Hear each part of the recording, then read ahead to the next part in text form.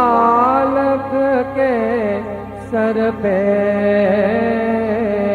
गुरु हाथ रहे तेरा। गुरु ऐसे विनय दे दे, गुणगान करूं तेरा। इस बालक मति दोष सुज्ञानी परम पदार्थ संपत्ति संपजे। परम पदार्थ संपत्ति संपजे। आनंद घन रस पोष सुज्ञानी। आनंद घन रस पोष सुज्ञानी।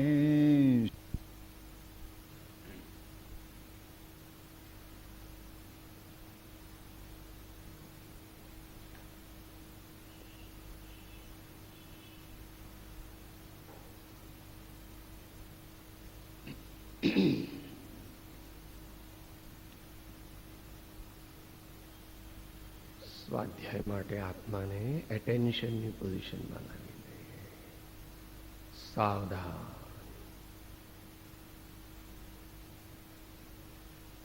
ઓમ ગુરુ ઓમ ગુરુ ઓમ ગુરુ ઓમ ઓમ ગુરુ ઓમ ગુરુ ઓમ ગુરુ ઓમ ઓમ ગુરુ ઓમ ગુરુ ઓમ ગુરુ ઓમ. ઓમ શાંતિ ઓમ શાંતિ ઓમ શાંતિ ઓમ. ઓમ શાંતિ ઓમ શાંતિ ઓમ શાંતિ ઓમ. ઓમ શાંતિ ઓમ શાંતિ ઓમ શાંતિ ઓમ. ઓમ ગુરુ ઓમ ગુરુ ઓમ ગુરુ ઓમ. ઓમ ગુરુ ઓમ ગુરુ ઓમ ગુરુ ઓમ. ઓમ શાંતિ ઓમ શાંતિ ઓમ શાંતિ ઓમ. ઓમ શાંતિ ઓમ શાંતિ ઓમ શાંતિ ઓમ. ઓમ શાંતિ ઓમ શાંતિ ઓમ શાંતિ ઓમ. ઓમ કર્મ બિંદુ સંયુક્તમ નિત્યમ ધ્યાયન્તે યોગિનઃ કામદમ મોક્ષદમ ચૈવ ઓમકારાય નમો નમઃ. અજ્ઞાનતિમિરાંધાનાં જ્ઞાનાંજન શલાકયા ચક્ષુરુન્મીલિतं येन तस्मै श्री गुरवे नमः. परात्पर गुरवे नमः. परम्पराचार्य गुरवे नमः. परम गुरवे नमो नमः.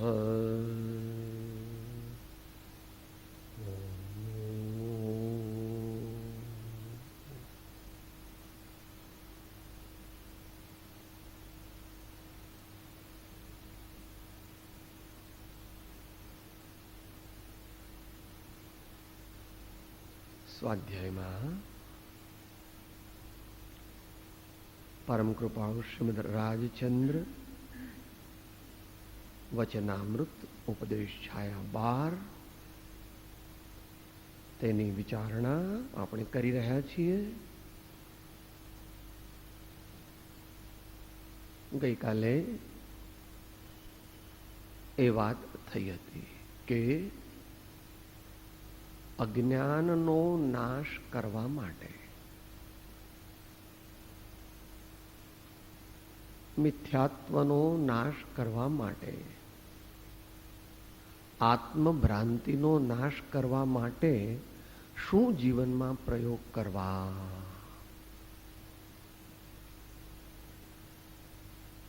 ભાઈ ઘણા બધા પ્રયોગ કરવા પડશે, પણ અત્યારે તો સિદ્ધાંતની અપેક્ષા એ સમજીએ છીએ કે બે પ્રકારના પ્રયત્નો મુખ્ય છે. કારણ કે મિથ્યાત્વ જે છે, આત્મભ્રાંતિ છે, તેનું જે નિમિત્ત કારણ સર્વજ્ઞ ભગવાને જોયું છે, જે મિથ્યાત્વ મોહની, એ બે રીતે આત્મા ઉપર હુમલો કરે છે. એક તો એના શ્રદ્ધા ગુણને વિપરીત કરે છે. એ ગઈકાલે જોયું હતું. આ ત્રણ જે છે પૂંછડી, એ હું વાણિયો છું, બ્રાહ્મણ છું, પટેલ છું, કરોડપતિ છું, કલેક્ટર છું, કમિશનર છું, હું ત્યાગી છું, હું સાધુ છું, હું બ્રહ્મચારી છું, આચાર્ય છું, સ્ત્રી છું, પુરુષ છું, કરડો છું, જુવાન છું, ગોરો છું, કાળો છું, બાળક છું, વૃદ્ધ છું. એ બધું છે ખરું, પણ એ તારું સ્વરૂપ નથી. એ તારા નજીક છે. એ બધી વસ્તુ તારી નજીક છે. ભ્રાંતિથી કે છે આ મારું છે. આપણી નજીક હોય તે આપણું માનવું નહીં. બહુ ધ્યાન રાખવું બહેનોએ. દીકરાના લગ્ન હોય ને પેલા ઘરેણા કે હીરાના હાર લેવા જાય ને, તો પેલો બધું બતાવે તો ખરો, તો એમની પાસે બધું મૂકે તો કે મારી પાસે એટલે મારું. બેડી પહેરાવીને જેલમાં મૂકી દે. તમારી પાસે હોય તે તમારું કહેવાય? તમારી માલિકીનું જે હોય વ્યવહારથી તે જ તમારું, જેને માટે તમે યોગ્ય કિંમત ચૂકવી છે, તે પછી તમારું બને છે. એવો લોક વ્યવહાર છે, એવો સમાજ વ્યવહાર છે. તો વ્યવહારની અપેક્ષા એ બરાબર છે, એ પરમાર્થ નથી. એક ઊંધી માન્યતા કરાવે છે. બીજી રીતે એ ઊંધી માન્યતાને પોષનાર જે ઉપક્રમ છે, જે પદ્ધતિ છે, જે ચક્રવ્યૂહ છે, એ ક્ષમાને ભૂલાવીને પોતાને ક્રોધ મનાવે છે. ઘણીવાર કહે પણ ખરો, બોલે, સાહેબ સંભાળીને બોલજો, મારો સ્વભાવ ગરમ છે, જો ડાબો હાથ ઉપડી ગયો તો પછી મારા હાથની વાત. And he means what he speaks. આત્માનો સ્વભાવ ગરમ નથી. આત્માનો સ્વભાવ તો શાંત છે પ્રભુ. આત્માનો સ્વભાવ તો ક્ષમા છે. તો જે પોતાને ક્રોધી માને, અભિમાની માને, એવી રીતે હું તો રમત રમું ને, બધાને ખોટો માલ ભરાવીને ડબલ પૈસા પહેલેથી જ લઈ લઉં, પછી એમનું જે થવાનું હોય તે. કૃપાળુદેવ પુષ્પમાળામાં જ કહે છે, દુર્જનતા કરીને ફાવવું તે જ હારવું એમ માનવું.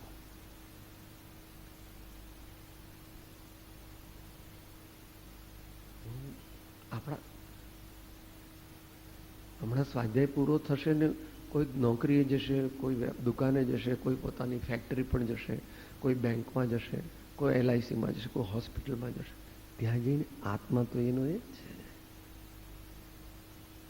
અહીં જેવી શ્રદ્ધા કરી, અહીં જેવું જ્ઞાની ભગવંતોના વચનથી જાણ્યું, તેવું તેની પ્રયોગશાળા તે જીવન છે. તો એ પણ આપણે કરવા નહીં. અતિ તીવ્ર ક્રોધ, ગઈકાલે બધી વાત થઈ ગઈ હતી એની. એવો ક્રોધ કરવો નહીં, અભિમાન કરવું નહીં, એવી કોઈને છેતરવાની રીત રસમ અજમાવવી નહીં, અને તૃષ્ણાની મર્યાદા કરવી. આગળ આવે છે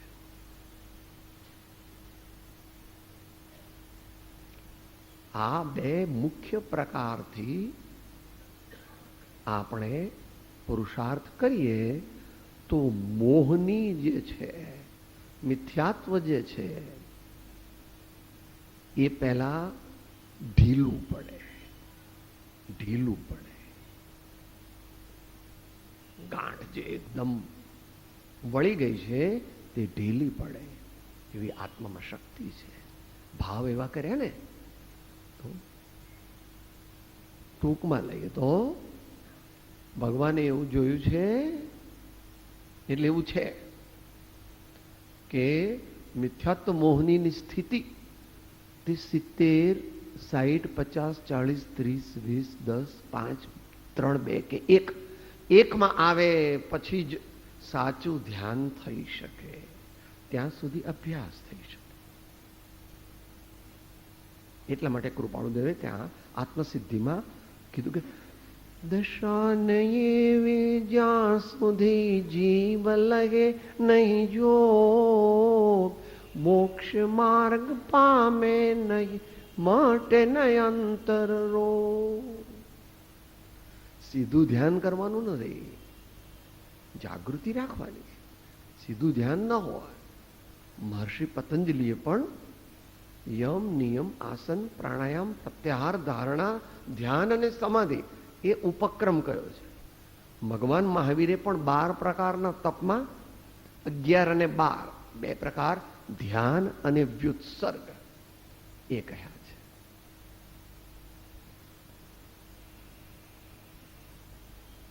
માટે ઘણી બધી નિશ્ચય સમ્યક્ત્વની પ્રાપ્તિની ભૂમિકા જે છે એ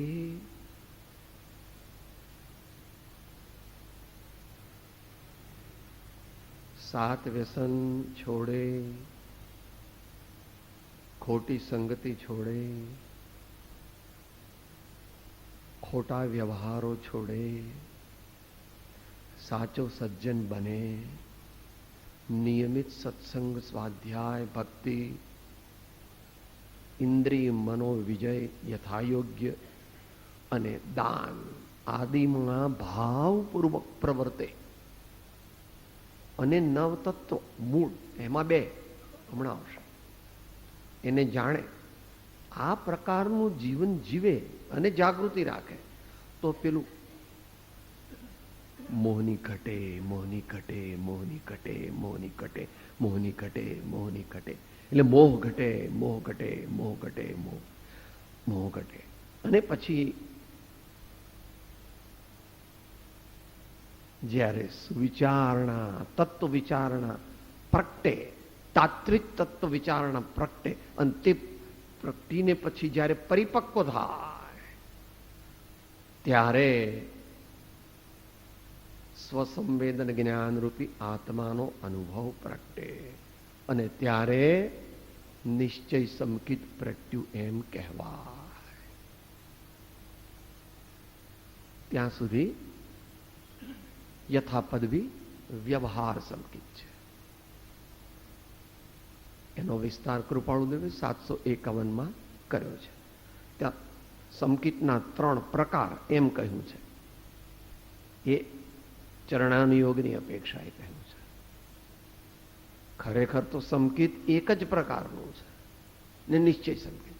પણ નિશ્ચય સંકિતની પ્રાપ્તિ વ્યવહાર સંકિતની પ્રાપ્તિ વિના થઈ શકતી નથી.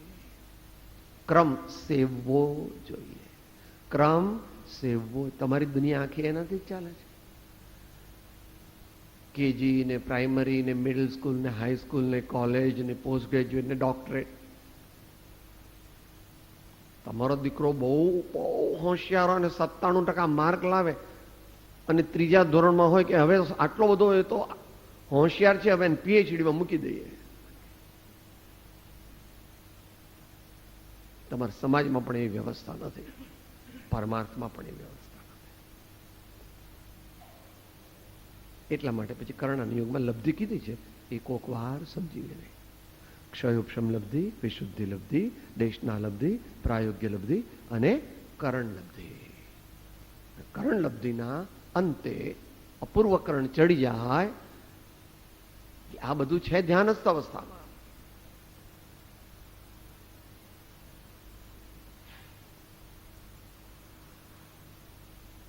સંગ ત્યાગી, અંગ ત્યાગી, વચન તરંગ ત્યાગી, મન ત્યાગી, બુદ્ધિ ત્યાગી, आपा शुद्ध किनो है।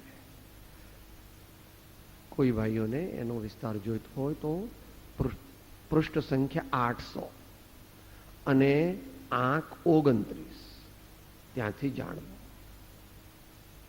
ભાઈ અમે ચિંતન કરીએ, સામાયિક કરીએ, સ્થિરતાનો અભ્યાસ કરીએ તો કેવી રીતે કરવો એનો ઉપક્રમ 800 પૃષ્ઠ સંખ્યા અને આંક 29 ત્યાંથી જાણવો. એનાથી અતિ વિસ્તારથી જાણવો હોય, વિદ્વાન હોય, ઘણો ક્ષયોક્ષમ હોય ને સમજી શકે તો સમયસારની 144મી ગાથાની શ્રી આત્મખ્યાતિ ટીકાના માધ્યમથી જાણવો. ત્યાં વિસ્તાર કર્યો છે.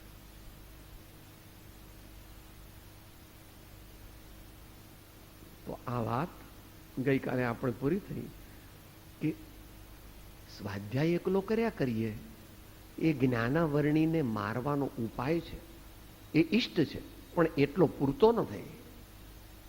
જ્ઞાનાવરણી આત્માનો મુખ્ય દુશ્મન નથી, મોહની તે આત્માનો મુખ્ય દુશ્મન છે.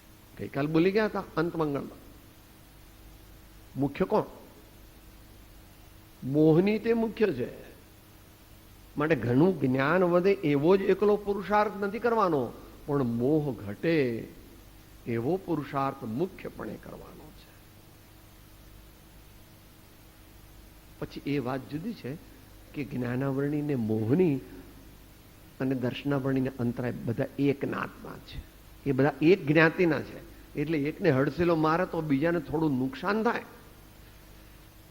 પણ આપણે તો રાજાને જીતવું પડે. રાજાને જીતીએ તો જ સેનાપતિઓને એના જે બીજા લેફ્ટનન્ટ કમાન્ડર્સ ને બધા હોય તે હથિયાર હેઠા મૂકે. બટ એ પ્રકારે મોહની સાથે એનું સ્વરૂપ શું છે અને એ કેવી રીતે જીતવું એ માટે આપણે દરરોજના દૈનિક જીવનમાં શું શું આ પ્રકારે નિરંતર જાગૃતિ રાખીને પ્રયત્ન કરવો. હવે આગળ કહે છે, હાલમાં જૈનના જેટલા સાધુ ફરે છે તેટલા બધાય સમકીથી સમજવા નહીં. તેને દાન દેવામાં હાનિ નથી, પણ તેઓ આપણું કલ્યાણ કરી શકે નહીં. નિશ્ચય વ્યવહાર હાલમાં એટલે આ વર્ષોમાં, અને યુગ પુરુષ કહે ત્યારે 100 વર્ષ પહેલા અને 100 વર્ષ પછી એમ સામાન્ય સમજવું. સામાન્ય તો જેણે સંસારનો ત્યાગ કર્યો હોય અને સાધુપણું લીધું હોય તો તે કોઈ અપેક્ષાએ સમજીને લીધું હોય તો પ્રશંસનીય છે, પરંતુ તેથી કંઈ એ જીવ સમ્યક દ્રષ્ટિ થઈ જાય એવો નિયમ નથી. તો આપણે એમની સાથે કેવો વ્યવહાર કરવો? શિષ્ટાચાર પૂર્ણ આર્ય પુરુષને મુમુક્ષુને છાજે તેવો વ્યવહાર કરવો. કોઈ પણ સંત સાધુ ધર્માત્મા આપણે ઘેર આવે તો એનો અનાદર ન કરવો. આપણે એમની યોગ્ય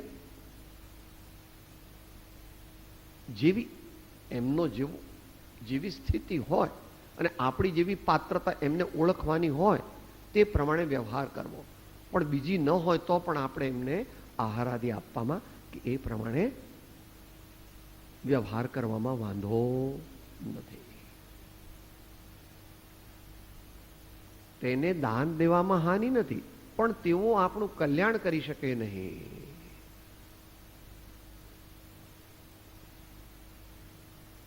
કેમ? જેવું કૂવામાં હોય તેવું હવાડામાં આવે. સોનાની લગડી હોય તો એમાંથી સોનાના ઘરેણા બને, ચાંદીની પાટ હોય તો એમાંથી ચાંદીના વાસણ બને, અને લોખંડ હોય તો એમાંથી લોખંડના ઓજાર બને. તો સાધુની વ્યાખ્યા એટલે સદગુરુની વ્યાખ્યા કૃપાળુદેવે બંને પદ્ધતિથી કરેલી છે, આત્મસિદ્ધિમાં જ કરેલી છે. અહીં જે સંદર્ભ છે એમાં પહેલા અધ્યાત્મ પદ્ધતિથી સદગુરુ અથવા મુનિ મહારાજ કોણ કહેવાય? બંને પદ્ધતિ એકબીજાની પૂરક છે. ભાઈ, આ બાળક છે તે મમ્મીનું કે પપ્પાનું? બાળક મમ્મીનું કે પપ્પાનું? પપ્પા એમ કે જાઓ એમની નિશાળમાં જઈ આવો, મારું નામ લખેલું છે, મમ્મીનું બાળક નથી, તો એ બરાબર નથી. મમ્મીની અપેક્ષાએ મમ્મીનું પણ બાળક કહેવાય અને પપ્પાની અપેક્ષાએ પપ્પાનું પણ કહેવાય. એમ અહીંયા આત્મજ્ઞાન ત્યાં મુનિપણું તે સાચા ગુરુ હોય, બાકી કુળ ગુરુ કલ્પના આત્માર્થી નહીં જો. એ કઈ અપેક્ષા કઈ પદ્ધતિથી વ્યાખ્યા કરી? અધ્યાત્મ પદ્ધતિથી. પણ અધ્યાત્મ પદ્ધતિથી સિદ્ધાંત પદ્ધતિનો વિરોધ નથી, તો સિદ્ધાંત પદ્ધતિ શરૂઆતમાં જ કરી દીધી. આત્મજ્ઞાન સમદર્શિતા વિચરે ઉદય પ્રયોગ, અપૂર્વ વાણી પરમ શ્રુત સદગુરુ લક્ષણ યોગ.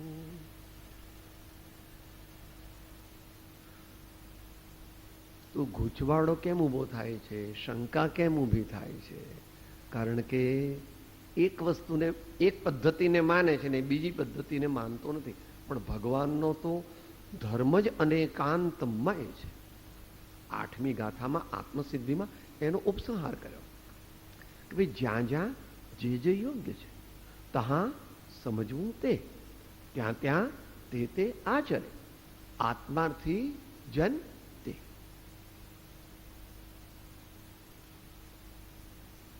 ખોટી ઉતાવળ કરે એનું મોક્ષ માર્ગમાં કામ નથી.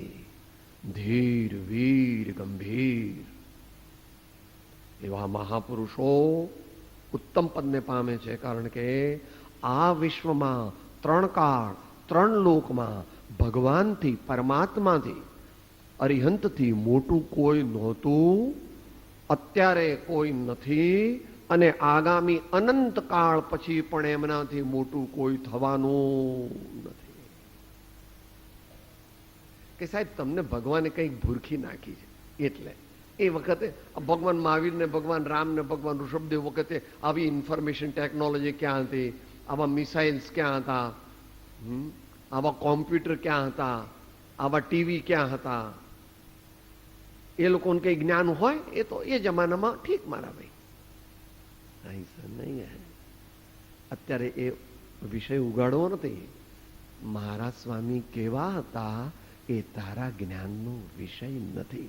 અને જ્યારે તારા જ્ઞાનનો વિષય ખરેખર થશે તે જ ક્ષણે તું જ્ઞાની થઈ જઈશ. કોણ કહે છે? પ્રવચન સાર 80મી ગાથામાં. જે જાણતો અરિહંત ને ગુણ દ્રવ્ય ને પર્યય પણ તે જીવ જાણે આત્મને તસુ મોહ પામે લય ખરે.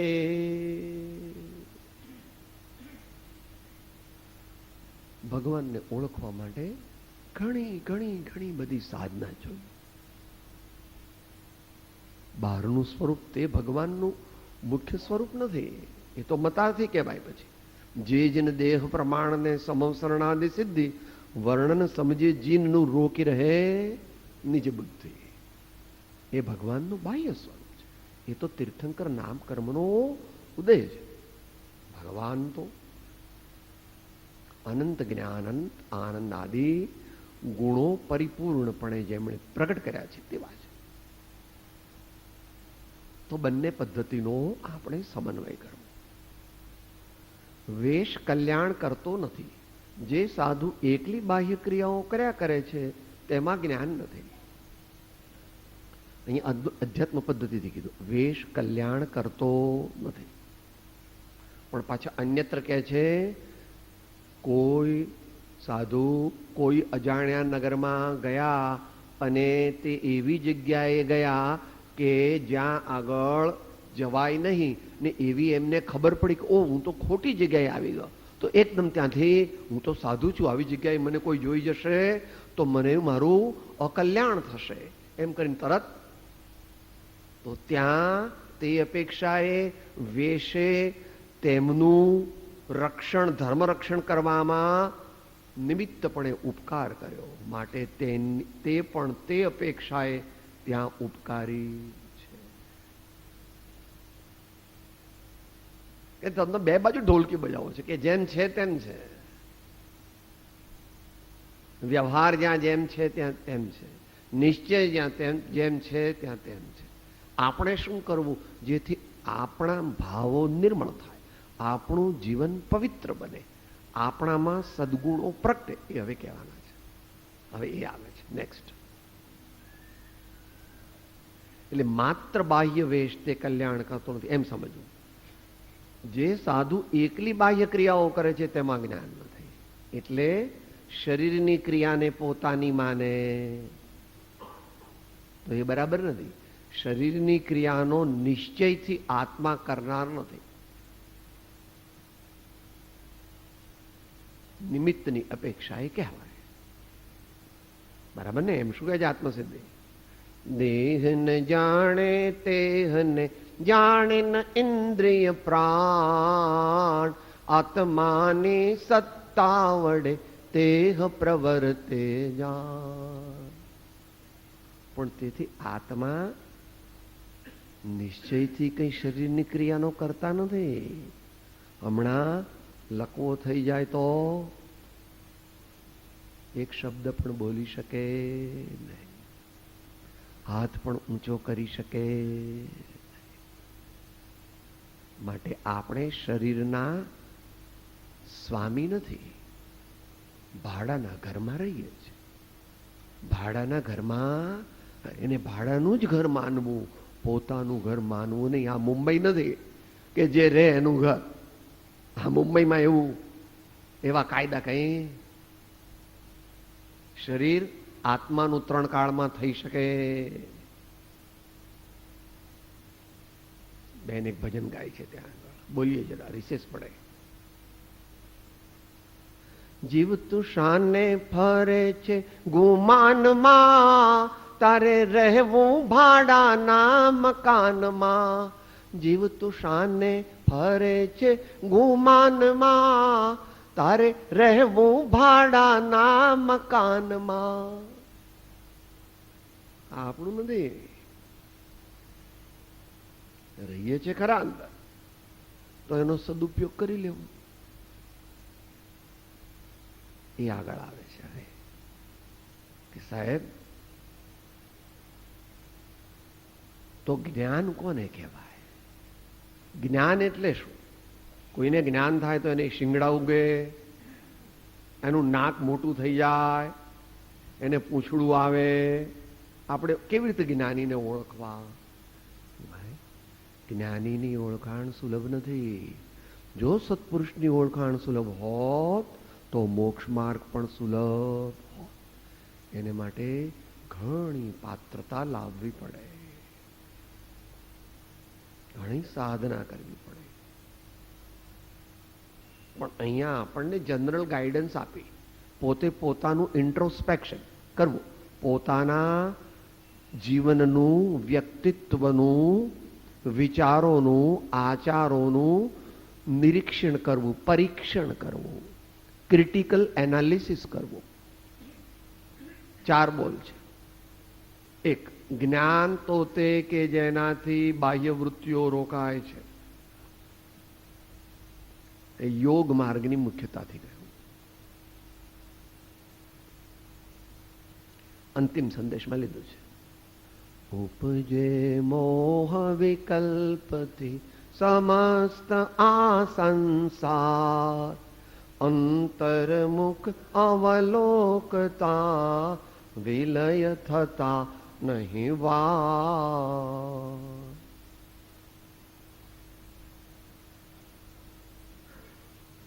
મારી વૃત્તિ દુનિયાના કામ કરતા કરતા થોડી થોડી વારે અંતર્મુખ થઈ જાય છે. આંખ સહજપણે બંધ થઈને પરમાત્માની સ્મૃતિ થાય છે, સદગુરુ યાદ આવે છે. રોટલી વણતા, બાબાને નવડાવતા, વાળ ઓળતા ને સાડી પહેરતા, નાતી વખતે પરમાત્મા યાદ આવે છે. હું આ શરીરને નવડાવું છું, આ પડોશીને નવડાવું છું, એમ યાદ આવે છે. જમતી વખતે યાદ આવે છે. ક્ષુધાવેદનીના ઉદયને સંભાવથી હું ઉપશમાવું છું. આહાર લેવો સામાન્યપણે છઠ્ઠા ગુણ સાંજ સુધી આવશ્યક છે. પોતપોતાની રીતે, પોતપોતાની મર્યાદામાં, પોતપોતાના પદને યોગ્ય. તે વખતે હાજર છે, જ્ઞાન હાજર થાય છે. બેંકમાં જશો, હમણાં દુકાને જશો, હમણાં ઓપરેશન કરશો, હમણાં કોઈ અસીલને સલાહ આપશો, તે વખતે એવું યાદ રહે છે કે હું આત્મા છું. બહુ શરૂઆતમાં બહુ યાદ ન રહે, 2 વાર યાદ કરવું. તું દુકાન કે ઓફિસ કે બેંકમાં જાય ને તો પહેલા ભગવાનને યાદ કરીને પછી તારી સીટ પર બેસો. અને જ્યારે નીકળે ને બેંક કે હોસ્પિટલ કે દુકાન કે ફેક્ટરીની બહાર, ત્યારે ભગવાનને વંદન કરીને નીકળવું. વેલ બિગન ઇઝ હાફ ડન. પ્રારંભ કર. ભાવ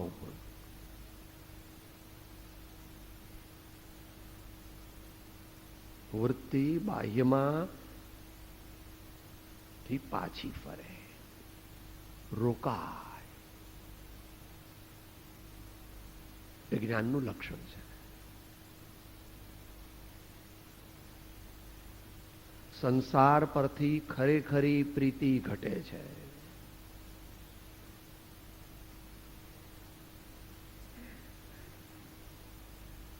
દ્રવ્યાનુયોગ અને ચરણાનુયોગ એ બંનેના કોમ્બિનેશનથી કીધું. આત્મસિદ્ધિમાં શરૂઆતમાં કીધું, 2 ગાથાઓ મૂકી. વૈરાગ્યાદિ સફળ તો જો સહ આત્મજ્ઞાન, તેમજ આત્મજ્ઞાનની પ્રાપ્તિ તણાની દાન. ત્યાગ વિરાગ ન ચિત્તમાં થાય ન તેને જ્ઞાન, અટકે ત્યાગ વિરાગમાં તો ભૂલે નિજ ભાવ.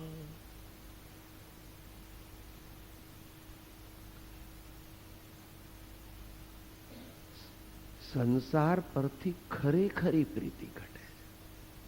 જ્ઞાન થાય ને, જ્ઞાન થાય ત્યારે, જ્ઞાન એટલે સમ્યક દર્શન સમ્યક જ્ઞાન સાથે પ્રગટે છે. તે જ વખતે અંતરંગ વૈરાગ્ય પણ પ્રગટે છે. એવો નિયમ 136માં કળશમાં સમયસારમાં ભગવાને કહ્યું છે, સમ્યક દ્રષ્ટે ભવતિ નિયતમ જ્ઞાન વૈરાગ્ય શક્તિ. નિયતમ એટલે 3 કાળ 3 લોકમાં જેટલા સમ્યક દ્રષ્ટિ હોય તે, નરકમાં હોય તો પણ, સ્વર્ગમાં હોય તો પણ, પશુ હોય તો પણ આપણને ન દેખાય, આપણને ખ્યાલ ના આવે, એ વાત જુદી છે. પણ જો અંતરમાં વૈરાગ્ય ન હોય તો તેને આત્મજ્ઞાન હોય નહીં. અને જો આત્મજ્ઞાન ખરેખર પ્રગટ્યું હોય તો અંતરંગ વૈરાગ્ય હોય અને હોય જ. દુનિયાના લોકો જાણી શકે કે નહીં એ વાત જુદી છે, પરંતુ પોતે અપેક્ષાએ જાણી શકે અને બીજા પણ જે સુજ્ઞ મહાપુરુષો છે તે પણ જાણી શકે છે. એમની પાસે સમ્યક અનુમાન જ્ઞાન છે. એક એવી સિક્સ્થ સેન્સ છે, દુનિયાવાળી સિક્સ્થ સેન્સ નહીં.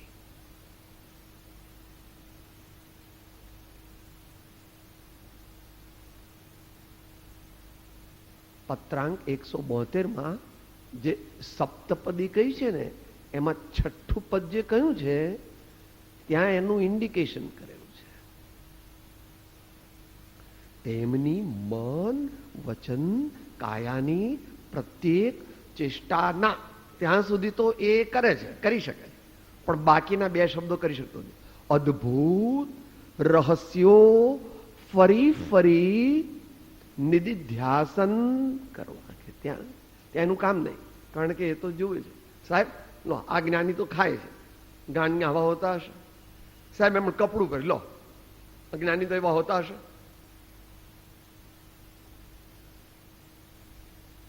ચેષ્ટાને જોઈ પણ તેના અદ્ભુત રહસ્યોને જોયા નહીં, અને અદ્ભુત રહસ્યો ન જોઈ શકે તો હજુ વાર છે, હજુ વાર છે. સંસાર પરથી ખરેખરી પ્રીતિ ઘટે છે. સાચાને સાચું જાણે છે એ દ્રવ્યાની યુક્તિ કીધું.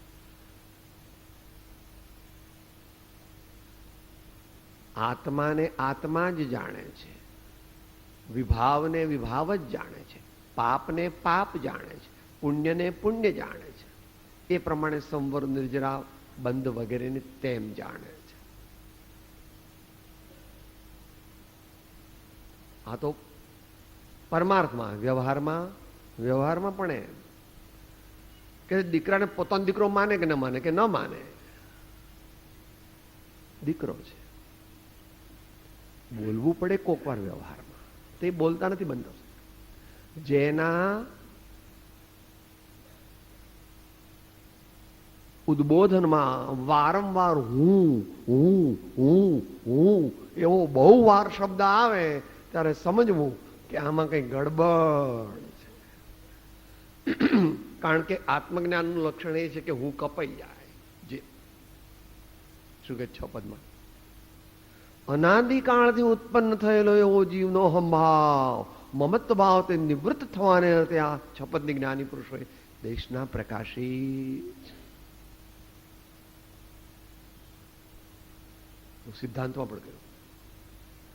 જે ક્ષણે સમ્યક દર્શન પ્રગટે એ જ ક્ષણે 8 પ્રકારના અભિમાનનો નાશ થાય. અથવા જેમ જેમ તે 8 પ્રકારના અભિમાન ઘટતા જાય તેમ તેમ સમ્યક્ત્વનો ઉદય થતો જાય.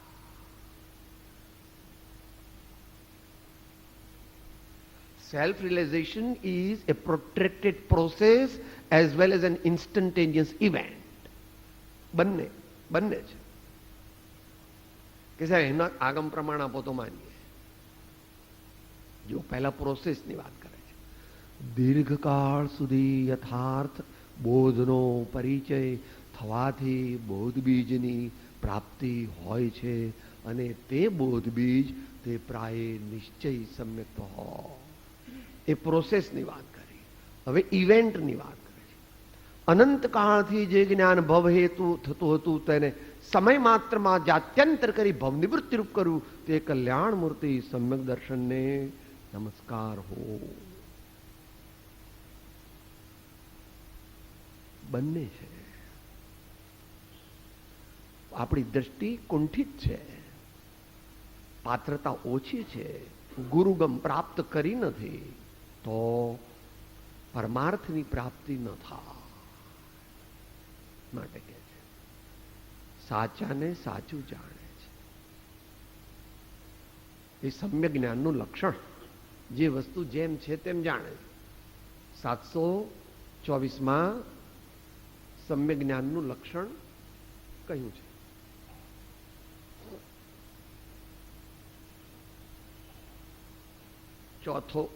ચોથી ગીતિ છંદ છે, ગાથા નંબર 4.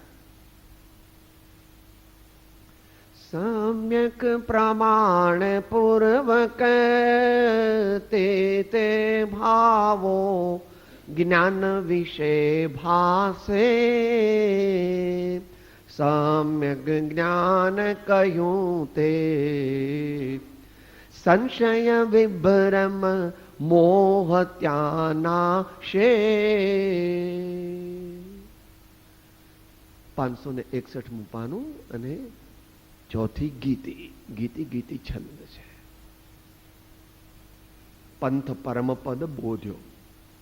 પત્રાંક 724. પછી વિચારી લેવું. અત્યારે આગળ. જેનાથી આત્મામાં ગુણ પ્રગટે તે જ્ઞાન.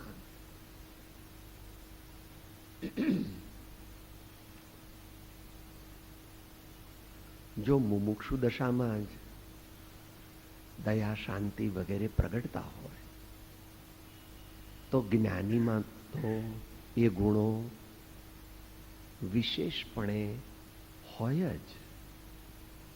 કારણ કે મુમુક્ષુ કરતા જ્ઞાનીની દશા ઊંચી છે, ઘણી ઊંચી છે અને જુદી જાત છે.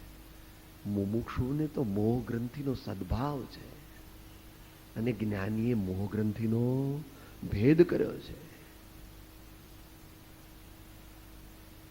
એને માટે 91 આંક પોતે વાંચી જવો અનુકૂળતાએ, એટલે એમાં એનો મહાત્મ્ય બતાવ્યું છે. કહો તો 1 મિનિટમાં વાંચી જવું. તે પવિત્ર દર્શન થયા પછી ગમે તે વર્તન હો, પરંતુ તેને તીવ્ર બંધન નથી, અનંત સંસાર નથી, 16 ભાવ નથી, અભ્યંતર દુઃખ નથી, શંકાનું નિમિત્ત નથી, અંતરંગ મોહિની નથી, સત સત નિરૂપમ સર્વોત્તમ શુક્લ શીતળ અમૃતમય દર્શન જ્ઞાન સમ્યક જ્યોતિર્મય ચિરકાળ આનંદની પ્રાપ્તિ અદ્ભુત સત સ્વરૂપ દર્શિતાની બલિહારી છે આશ્ચર્ય ચિહ્ન. અન્યત્ર એ વાત ટૂંકમાં રજૂ કરી છે. સર્વગુણાંશ તે સમ્યક, સર્વગુણાંશ તે સમ્યક. સમ્યક્તોનો આટલો બધો મોટો મહિમા કેમ કયો હશે? ઘણા એવું કહે છે કે મારે તો એકલું સમ્યક દર્શન જોઈએ છે, બીજું કઈ જોતું નથી. કે એકલું સમ્યક દર્શન મળતું જ નથી. આ દુનિયામાં નિશ્ચય સમ્યક દર્શન એકલું હોતું જ નથી. કારણ કે 4 ચારિત્ર મોહનીને ન મારે ત્યાં સુધી નિશ્ચય સમ્યક દર્શન પ્રગટે નહીં. જ્ઞાની ચારિત્રના વિરોધી હોય જ નહીં. જ્ઞાની હંમેશા ચારિત્રની અનુમોદના જ કરે. મોક્ષમાળાથી માંડીને તે અપૂર્વ અવસર સુધી અણુવ્રતની પણ ભાવના કરી છે સામાન્ય મનોરથમાં, અને અપૂર્વ અવસરમાં મુનિપણાની ભાવના કરેલી.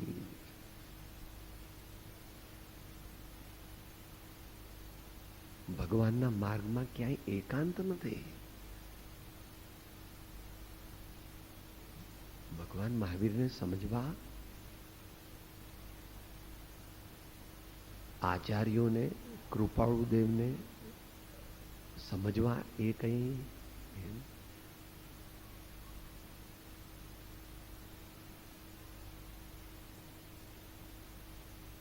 સતત પુરુષાર્થ, અંતરંગ સચ્ચાઈ.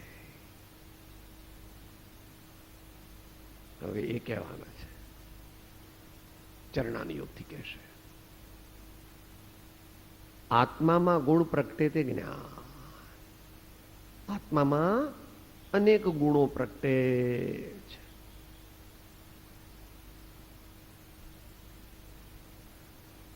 એ વિશેષ સમજવા માટે કરણાનું જે ક્ષણે સમ્યક તો થાય તે જ ક્ષણથી 41 પ્રકૃતિઓનો બંધ તેમને થાય જ નહીં, અને 8 જગ્યાએ તેઓ જાય જ નહીં. સમ્યક દ્રષ્ટિ હોય તે 8 જગ્યા એ જાય જ નહીં. નરકમાં ન જાય, પશુમાં ન જાય, સ્ત્રીમાં ન જાય, ગરીબ ન થાય, અલ્પાયુષ્યવાન ન થાય, વિકલાંગ ન થાય, એવા બધા પ્રકાર છે.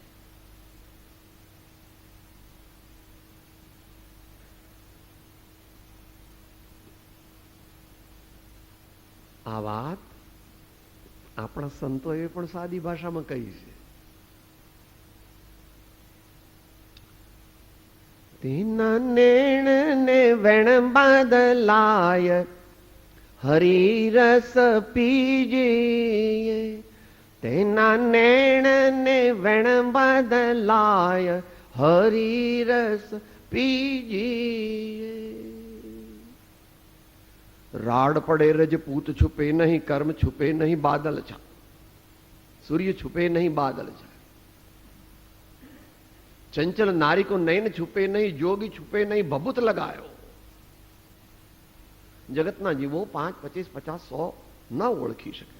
હજારો લાખો મનુષ્ય ન ઓળખે. કોક તો એવું હોય કે જે ઓળખે. અને કદાચ એમની વિદ્યમાનતામાં ન ઓળખે તો પછીથી ઓળખે. અને કોઈ ન ઓળખે તો પણ કઈ વાંધો. દુનિયાના કોઈ સર્ટિફિકેટથી કોઈ જીવ સમ્યક જ્ઞાની થતો નથી. અને આખી દુનિયાના નોન સર્ટિફિકેટથી જ્ઞાની અજ્ઞાની થઈ જતા નથી. એવું સમયસારમાં ભગવાને સ્પષ્ટ કથન કરેલું છે. નિર્જરા અધિક્રમ આવે છે. માન્યાન પ્રાક્ષે, થોડા આચાર્ય કડક છે. માન્યાન પ્રાક્ષે, હે સમ્યક દ્રષ્ટિ ધર્માત્મા, કોઈને પણ તું પૂછવા જતો નહીં કે મને સમ્યક દર્શન થયું કે નહીં. જો તને ભગવાનને પણ પૂછવાનું મન થાય કે ગુરુને પણ પૂછવાનું મન થાય કે ભગવાન ગુરુદેવ મને કહો તો મને સંકિત થયું કે નહીં, તને થયું નથી. સ્વસંવેદન પ્રત્યક્ષ છે. કેવળી ભગવાન તો બધું જાણે જ છે અને સદગુરુદેવ પણ જાણે છે, પણ એમને સર્ટિફિકેટ આપવાની એવી જરૂર નથી.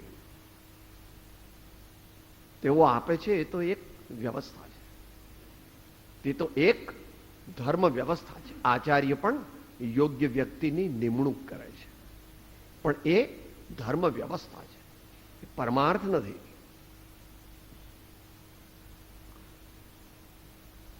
હવે કેમ આવું જ્ઞાન પ્રગટ થતું નથી એ કહે છે. આપણે આપણા ઉપર એપ્લાય કરવાનું. જ્ઞાનીની વાણી, જ્ઞાનીનો બોધ કોને માટે છે? મારા માટે. એમ હંમેશા વિચારો. મનુષ્ય અવતાર પામીને રળવામાં અને સ્ત્રી પુત્રમાં તદાકાર થઈ આત્મવિચાર કર્યો નહીં, પોતાના દોષ જોયા નહીં, આત્માને નિંદ્યો નહીં, તો તે મનુષ્ય અવતાર રત્નચિંતામણી રૂપ દેહ વૃથા જાય છે.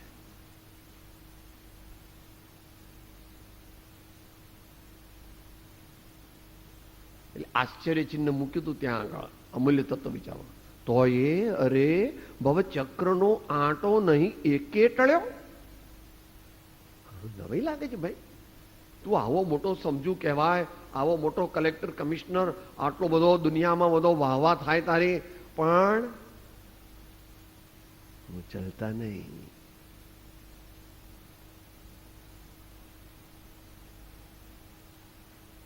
એ 935 લીધું છે. મનુષ્ય ભાવની દુર્લભતા.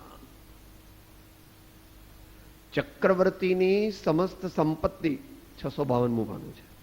કરતા પણ જેનો એક સમય માત્ર પણ વિશેષ મૂલ્યવાન છે એવો આ મનુષ્ય દેહ આપણને અત્યારે મળ્યો છે.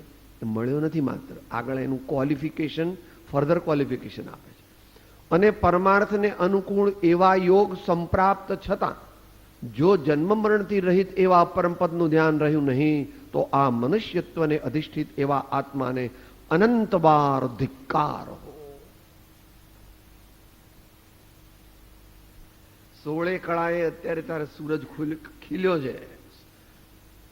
રત્નત્રય રૂપી ધર્મ પ્રાપ્ત કરવા માટે આવો સમય આગામી અબજો વર્ષમાં આવવાનો નથી.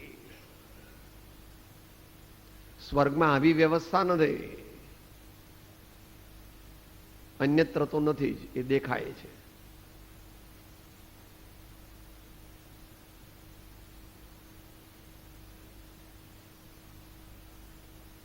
હજુ કેન્સર કે હાર્ટ એટેક થયો નથી, લકવા થયો નથી. હજુ દીકરાઓ બહુ વિરોધ કરતા નથી. ધર્મ કે થોડો થોડો તો વિરોધ કરવાના. દીકરા દીકરી પત્ની વગેરે શું કે તમારે ધંધો હું વળી આ તમે ધર્મ ધર્મ કરો છો. પ્રેમથી કહેવાનું. 1 વાર 2 વાર 3 વાર 5 વાર ખૂબ પ્રેમથી સમજાવવાના. પણ કોઈ રીતે ન સમજે તો આ કાઠિયાવાડ છે ને ભાઈ, જુનાગઢ ગિરનાર છે ને, નરસિંહ મહેતા કહે છે કુળને ત્યજીએ, કુટુંબને ત્યજીએ, ત્યજીએ માને બાપ રે, સુતદારા વનિતાને ત્યજીએ, કંચુકિત જેમ સાપ રે. નારાયણનું નામ જ લેતા, આત્મ સ્વરૂપનું સાધન કરતા, વારે તેને તજીએ રે. નારાયણનું નામ જ લેતા. ભગવાનનો માર્ગ તે આલા ખાચરનું રાજ છે, પોપાબાઈનું રાજ નથી.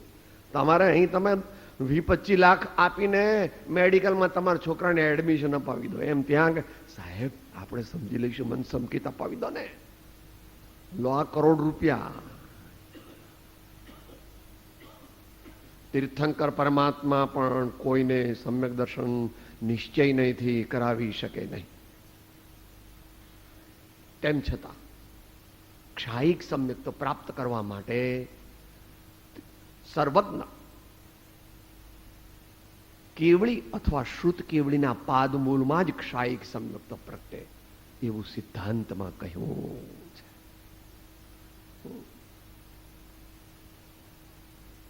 અઘરો છે પ્રભુ એ રીતે મોક્ષમાં. હઠાગ્રહી, કદાગ્રહી, મતાગ્રહી એને ભગવાનનો માર્ગ પ્રાપ્ત થતો નથી. એટલે શું? સહજાનંદ અને શાંતિ, પરમ શાંતિ જેનું લક્ષણ છે તેવા રત્નત્રય ધર્મની આત્મજ્ઞાન, આત્મસમાધિની પ્રાપ્તિ થઈ શકતી નથી. મનુષ્ય અવતાર પામીને રળવું જરૂરી છે. આપણે ગૃહસ્થ અવસ્થા હોય, શ્રાવક અવસ્થા હોય તો આજીવિકા જરૂરી છે, પણ એનો વિવેક રાખવો જોઈએ. એનો વિવેક રાખવો જોઈએ. એ દરેકને માટે એક સરખું નથી. તો વિવેક રાખવો. 20 થી 30 વર્ષની અવસ્થા હોય ત્યારે ઓવરવર્ક કરવું પડે.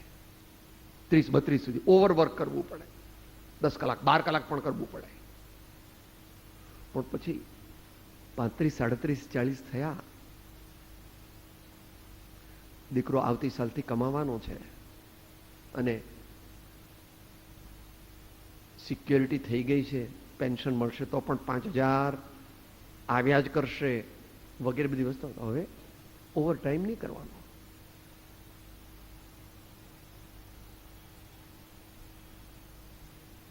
જે સમય બચ્યો તે બધો ધર્મની આરાધનામાં ગાળવાનો, સત્સંગની ઉપાસના, સ્વાધ્યાયની ઉપાસના, ભક્તિની આરાધના, વૈરાગ્યની વૃદ્ધિ, આવું બધું આપણે કરવું જોઈએ.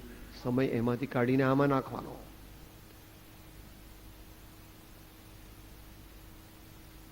પચાસ થાય એટલે તો દીકરાના લગ્ન 52 થઈ ગયા. હવે 51, 52, 55, 57 ઘરની મમતા કરવી નહીં ને ઘરમાં ખપ પૂરતું રહેવું. એ લોકોને કામ હોય તો કરી દેવું, પછી કે ભાઈ ત્યાં વિશેષ ઘનિષ્ઠ સાધના થાય, ત્યાં સત્સંગની ઉપાસના થાય, ત્યાં સત્પુરુષોનો સમાગમ હોય, જ્યાં રાઉન્ડ ધ ક્લોક ભક્તિ, સ્વાધ્યાય, સત્સંગ, ધર્મ વાર્તા, જાપ, ધ્યાન, ચિંતન એવું બધું થાય, એવી જગ્યાએ મારે રહેવું છે. કૃપાળુદેવ ઇતિહાસ જે ઉપલબ્ધ છે તે પ્રમાણે શ્રી સૌભાગભાઈ સાથે નિવૃત્તિ જેવા ક્ષેત્રમાં 560 દિવસ રહ્યા હતા.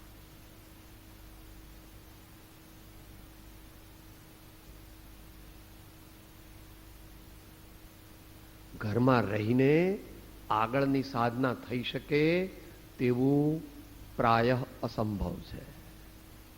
માટે તીર્થંકર પરમાત્મા પણ રાજમહેલ છોડી દે છે. એમનો ગામની બહાર એક મહેલ બનાવી દે ને બસ ત્યાં રહે.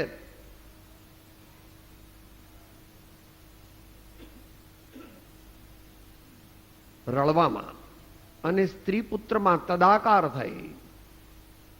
ગઈકાલ આવી ગયું મિત્ર પુત્ર, મિત્ર પતિ, મિત્ર પત્ની, મિત્ર મામા કે કાકા. પણ કાકા ને મામા થાય એટલે સેકન્ડ રિલેશન આવી ગયું. એમાં બહુ માથું નહીં મારવાનું. આપણી જવાબદારી કેટલી? ફર્સ્ટ બ્લડ રિલેશનની. કે ફર્સ્ટ બ્લડ રિલેશનની ડેફિનેશન શું કે તારા લોમાં છે એ જ મા, બાપ, પતિ, પત્ની, અને અવિવાહિત સંતતિ. બસ. જે દીકરાના લગ્ન થઈ ગયા તે દીકરાની પ્રાથમિક જવાબદારી આપણી નથી, એની પત્નીની છે, અને એને બાળકો હોય તો એમની છે. બધું મોહને કાપવા માટે ગ્રાન્ડ વિઝન અને ગ્રાન્ડ પ્લાન કરીને એનું ઇમ્પ્લિમેન્ટેશન કરવું પડશે. આપણે અધ્યાત્મ પદ્ધતિથી ચાલીએ છીએ એટલે, બાકી તો જ્ઞાની પુરુષો તો કે છે દીક્ષા લઈ લીધી એમણે તો, જેને ધરી બાલકપણે દીક્ષા કમઠમાન વિદાર કે શ્રી પાર્શ્વનાથ જિનેન્દ્ર કે પદમય નમો. બહુ મોટા પુરુષ, આપણે એવું ન કરી શકીએ, પણ આદર્શ છે. યુગ પ્રધાન આચાર્યો કાં તો મહારાજા હતા, કાં તો નગર શેઠ હતા.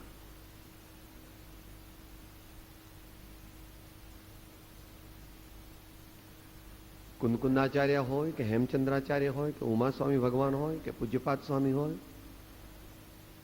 બધા ઘણા બધા તદાકાર થઈ આત્મવિચાર કર્યો નહીં. આત્મવિચાર એટલે મને શાંતિ કેવી રીતે મળે, સાચી શાંતિ. મને ટેન્શન ન થાય, હું અપસેટ ન થઈ જઉં, મને બહુ વરીઝ ચિંતા નહીં થઈ જાય, એને માટે મારે શું કરવું. એને માટે અત્યારે પેલી યોગની શિબિરો બધી થાય છે, ઠીક છે. 85,000 રૂપિયા ફી બેંગ્લોરમાં, 7 દિવસની ફી 85,000. એનાથી વધારે ક્યાં હમણાં 10,000 પાઉન્ડ હતા, ડોલર હતા ભાઈ, ક્યાંક મેક્સિકોમાં કેવી હતી, 10,000 પાઉન્ડ અઠવાડિયાના. આપણે કઈ વાત બીજી નથી, આપણે શું વિચારવું છે કે અત્યારથી વિચાર કરી લેવો જોઈએ, અત્યારથી વિચાર કરી લેવો જોઈએ.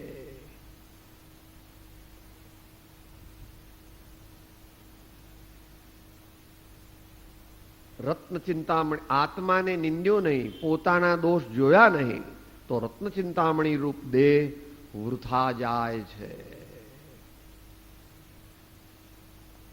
વિચારવાનું, વૃથા ન જવો જોઈએ. ખરેખર પ્લાનિંગ તો 20 વર્ષે જ કરવું જોઈએ, પણ દરેકને એટલું સૌભાગ્ય હોતું નથી.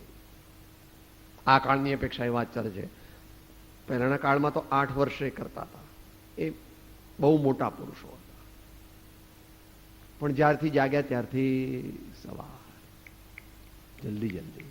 રે આત્મતારો, આત્મતારો, શીઘ્ર એને ઓળખો, સર્વાત્મમાં સમદ્રષ્ટિ દો. આ વચનને હૃદયે લખો.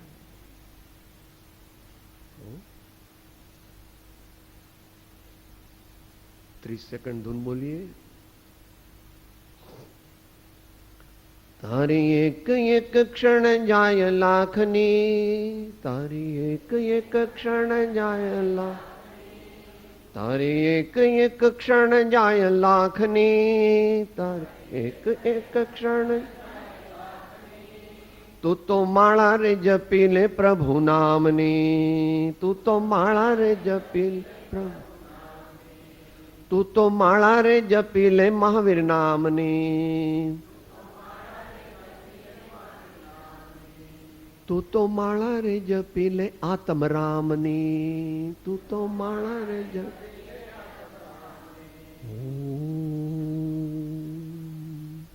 સદગુરુ દેવ કી, પરમ કૃપાળુ દેવ કી, ત્રિલોકનાથ કી, સબ સંતન કી આનંદ.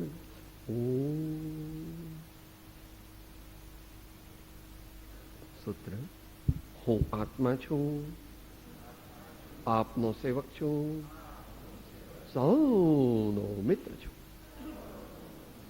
હું આત્મા છું, આપનો સેવક છું, સૌનો મિત્ર છું. હું આત્મા છું, આપનો સેવક છું, સૌનો મિત્ર છું.